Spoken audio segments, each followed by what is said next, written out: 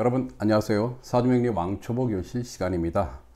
이번 시간에는 지난 시간에 이어 음양에 대해서 조금 더 살펴보는 시간을 갖도록 할 텐데요. 이 음양이라고 하는 것이 우주 만물에 보편적으로 적용되는 어떤 근본의 법칙이다 라고 말씀드렸고요. 근데 그 본질은 양이라고 하는 것은 이 발산하고 팽창하는 운동을 이제 뜻하는 것이고, 음이라고 하는 것은 수렴하고 수축하는 운동을 뜻하는 개념이다 라고 정리를 했습니다.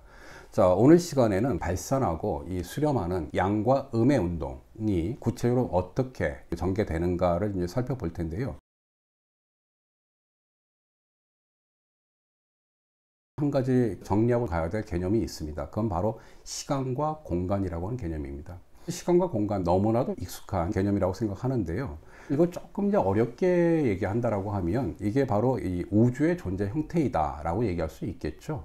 우리가 기본적으로 살아간다라고 할 때 이 시간과 공간이라고 하는 이런 범주를 넘어서 존재할 수는 없습니다. 그게 바로 우리 인간이 이른바 유한의 존재인 이유가 되는데요. 근데 기본적으로 우리가 공부하는 명리학, 또 이 명리학의 핵심을 이루고 있는 사주팔자라고 하는 것은 바로 이런 시간과 공간을 기호화한 것이다 라고 우리가 살펴본 바가 있습니다.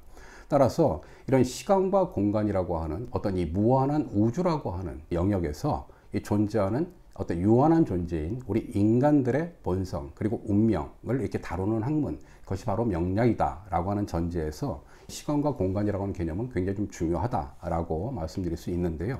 자, 그런데 이 시간과 공간, 너무나도 익숙한 개념이지만 우리가 시간이라고 하는 걸 볼 수 있습니까? 또 공간이라고 하는 거는 뭐 느끼긴 하는데 정확히 그게 뭘 의미하는가 막상 답을 하려고 하면 쉽지가 않을 거예요. 근데 우리는 분명히 시간과 공간 속에서 살아갑니다. 그럼 이 시간의 모습이라고 하는 것을 이해하는 게 뭘까? 물론 여러 가지 지표가 있습니다만 가장 대표적인 것을 저는 계절이라고 생각합니다. 즉 우리는 춘하 추동이라고 하는 4개의 계절 속에 살아가게 되는 건데, 바로 이 춘하 추동이라고 하는 계절의 변화가 시간을 가장 대표적으로 나타내는 지표이다라고 얘기할 수 있는 거고요. 그 공간이라고 하는 건 뭔가? 그건 뭐예요? 우리는 기본적으로 동서남북이라고 하는 이 4개의 방위 속에 존재하는 거죠. 바로 이 동서남북이라고 하는 이 4개의 방위가 공간을 대표적으로 나타내는 지표이다라고 얘기할 수 있습니다. 그리고 이 시간과 공간이라고 하는 그 범주 속에는 무엇이 존재하나요? 거기에는 이른바 사물이라고 하는 게 존재하죠. 우리 인간을 비롯해서 이 지구상에 존재하는 모든 사물들이 이 시간과 공간 속에 존재하는데, 그렇게 존재하는 사물의 모양을 우리는 물상이라고 얘기합니다. 이 물상이라고 하는 것은 어떤 자연물도 있고요, 또 인간이 만드는 인공물들도 있고, 또 다양한 상징들이 있는 거죠. 자, 이렇게 시간, 공간, 물상이라고 하는 3개의 개념이 나오는데, 이거는 명리학이라고 하는 것이 우주의 시간과 공간이라고 하는 이런 것들을 기호한 것이기 때문에 앞으로도 이 음양뿐만이 아니라 오행 그리고 천간지지라고 하는 이 명리학의 주요한 개념들, 이론들을 공부할 때 계속 반복적으로 적용되는 겁니다. 음양을 우리가 시간적으로 이해한다. 그게 뭐냐? 즉 음양과 춘하추동의 관계를 규명하는 겁니다. 발산하는 양의 운동이 있다고 얘기했고요. 그 다음에 수렴하는 음의 운동이 있다고 얘기했습니다.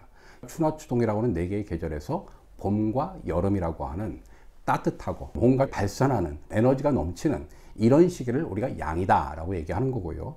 가을과 겨울이라고 하는 계절이 있죠. 그 계절은 어떻습니까? 모든 것들이 다 수축되고 수렴이 되는 그런 계절이죠. 바로 이게 음인 겁니다. 그래서 양은 봄과 여름, 음은 가을과 겨울이다 라고 이해하시면 되는 거고요. 자, 그런데 봄과 여름이라고 하는 따뜻하고 발산하는 양의 계절에서 가을과 겨울이라고 하는 수렴하고 추운 이 음의 계절로 넘어갈 때 이게 그냥 넘어갑니까? 그러지 않고 서서히 넘어가죠. 그 사이에 뭐가 존재합니까? 환절기라고 하는 게 존재하지요. 이 양과 음이라고 하는 두 개념 속에는 우리가 지난번에 살펴봤던 음양의 법칙에서 이것이 고정된 것이 아니라 계속 역동적으로 운동하면서 변화한다고 얘기했을 때 그 사이에는 환절기라고 하는 어떤 시간이 존재한다 라고 이렇게 이해를 하시면 됩니다. 자, 다음엔 이 음양을 우리가 공간적으로 이해한다는 건 무엇인가? 그럼 음양과 동서남북의 관계를 이제 살펴보는 건데요. 발산하는 양의 운동을 가리키는 공간은 동쪽과 남쪽입니다. 그리고 수렴하는 음의 공간은 서쪽과 북쪽입니다. 바로 그게 이 음양의 공간적인 의미이다 라고 얘기할 수 있는 거고요. 기본적으로 동쪽과 남쪽이라고 하는 것은 어떤 공간입니까? 해가 뜨는 곳이죠. 그리고 따뜻한 곳이죠. 음을 상징하는 서쪽과 북쪽은 어때요? 이쪽은 해가 지는 곳이죠. 그리고 차가운 곳이죠. 이런 공간의 차이가 바로 음양에서 비롯된 것이다 라고 이해하면 됩니다. 음양을 물상으로 이해해 보는 시간을 갖도록 할 텐데요. 사실 이거는 굉장히 많은 사물에 적용될 수 있는 겁니다. 근데 여기서 한 가지 주의할 것이 있습니다. 앞서도 말씀드렸지만 음양이라고 하는 것을 많은 분들께서 서로 반대되는 걸로 이해하는 경우가 많습니다. 사실 음양이라고 하는 것은 그런 측면도 있습니다. 서양의 피타고라스라고 하는 유명한 수학자가 있죠. 그 학파에 이원론적인 개념들이 존재합니다. 위가 있고 밑에가 있고, 음양 이론이라고 하는 것도 처음 시작에는 반대되는 두 개의 성질 또 사물 이런 것들의 대립으로 보는 것도 있었습니다. 그런데 이 음양 이론이라는 것도 계속 이제 발전했다고 얘기했잖아요. 그래서 그것이 서로 반대되는 대립적인 것이 아니라 상대적인 것이다 라고 하는 개념을 염두에 두고, 하지만 이것이 특정한 상황에서는 어떤 이 대립되는 성질의 사물로도 표현될 수 있다. 이렇게 좀 이해하시는 게 필요한데요. 몇 가지만 말씀드리면은 양이라고 하는 것은 직선을 표현하는 거고요. 음이라고 하는 건 곡선을 표현하는 겁니다. 그리고 지난 시간에도 얘기했지만 양이라고 하는 것은 발산하는 기운을 상징하는 남성적인 것, 음이라고 하는 것은 수렴하는 성질을 반영하는 여성적인 것을 얘기할 수 있는 거고요.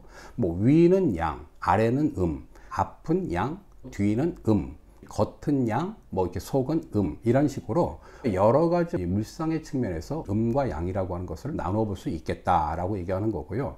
하지만 그것이 고정된 것이 아니라 끊임없이 변할 수 있다라고 하는 것. 자, 그 점을 염두에 두시고 고민을 해보시면 도움이 될 겁니다.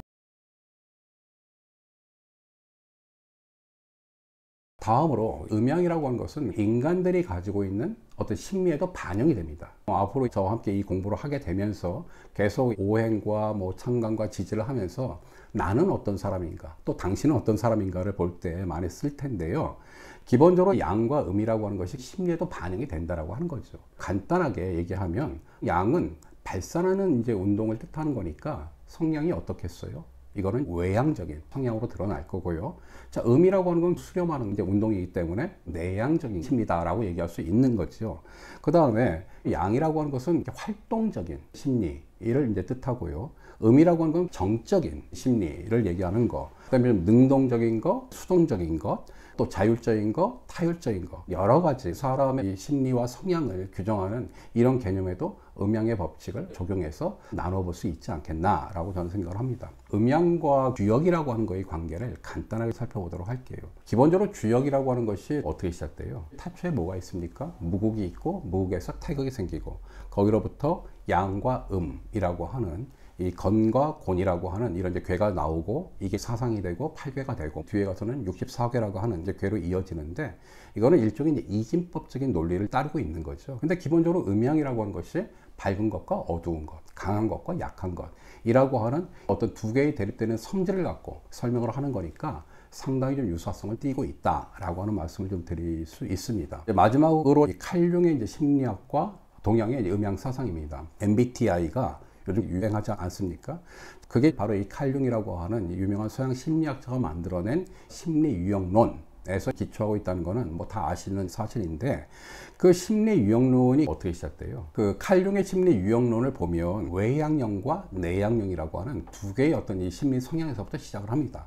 거기서부터 합리적 기능과 비합리적 기능, 그 다음에 사고, 감정, 감각, 직관이라고 하는 4개의 개념, 또 이 외향적 사고형에서 내향적 직관형까지 모두 8개의 심리 유형들이 이루어진 그런 심리학 이론을 이제 발표를 했는데요.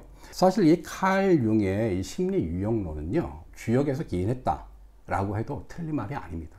이거는 제 말이 아니고요, 칼 융 스스로가 한 얘기입니다. 칼 융은 실제로 이 주역에 굉장히 심취를 했었고요. 주역의 동시성 이론을 주창을 했던 서양 학자였던 거죠. 근데 기본적으로 이 칼 융의 심리 유형론이라고 하는 걸 보더라도 여기서 처음 시작하는 이 외향형과 내향형이 뭡니까? 그게 방금 전에 살펴봤던 대로 음양의 심리와 괴를 같이 하고 있다. 그런 면에서 동양의 음양 사상이 낡고 이런 그 사상이 아니라 굉장히 좀 보편적인 그런 법칙으로 우리가 공부를 해야 될 내용이다라고 말씀을 좀 드릴 수 있습니다. 이렇게 우리가 이제 음양에 대해서 이제 살펴보았는데요. 이 강의를 들으시는 많은 분들이 그럼 나는 과연 음일까 양일까 좀 궁금해 하실 것 같아요. 간단합니다. 물론 단정적으로 얘기할 수 없지만 기본적으로 자기의 성격이 조금 외향적이다. 그리고 매사에 적극적이다. 그러면 양적인 사람이다 라고 얘기할 수 있는 거고요. 그리고 나는 조금 내향적이다. 그리고 매사에 소극적이다 라고 하면 음적인 사람이다 라고 얘기할 수 있습니다. 하지만 제가 이 두 차례의 시간에 걸쳐서 음양을 설명하면서 음양은 절대 고정된 것이 아니라고 말씀드렸죠. 자, 그 말은 뭐냐면 나도 고정된 것이 아닙니다. 내가 지금 어떤가를 알고 지금 나의 모습을 바꾸고자 한다라고 하면 그건 여러분들의 의지를 통해서 충분히 바꿀 수 있습니다. 그것이 바로 음양의 법칙이다 라고는 말씀을 드리면서 두 차례에 걸쳐서 음양이 뭔가에 대해서 함께 공부해보는 시간을 가졌고요. 다음 시간에는 오행을 가지고 다시 여러분들을 찾아뵙기로 하고 오늘 시간을 모두 마무리하도록 하겠습니다. 고맙습니다.